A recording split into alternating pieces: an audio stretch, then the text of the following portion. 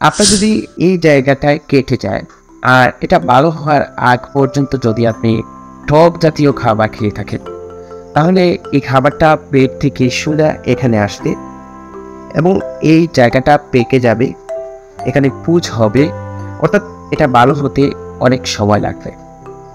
কি অবাক লাগছে তাই না?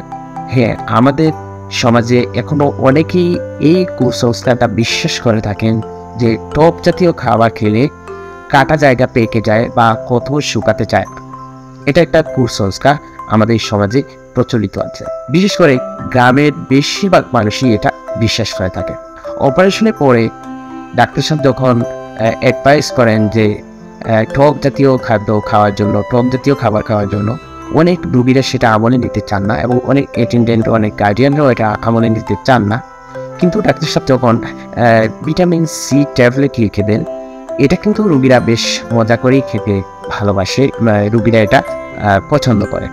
কিন্তু যে ভিটামিন সি ট্যাবলেটটা লিখে দিচ্ছেন এটাও কিন্তু ভিটামিন সি, আর টক জাতীয় আমরা যে খাবারটা খাই এটাও কিন্তু ভিটামিন সি।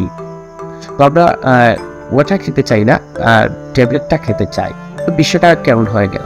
এর মূল কারণটা হচ্ছে আসলে আমরা বুঝি না ব্যাপারটা।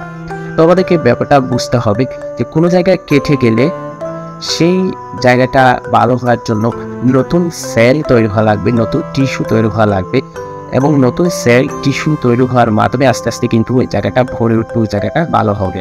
তো নতুন সেল তৈরি হওয়ার জন্য, নতুন কোষ তৈরি হওয়ার জন্য দরকার হচ্ছে কোলাজেন এবং এনজাইম।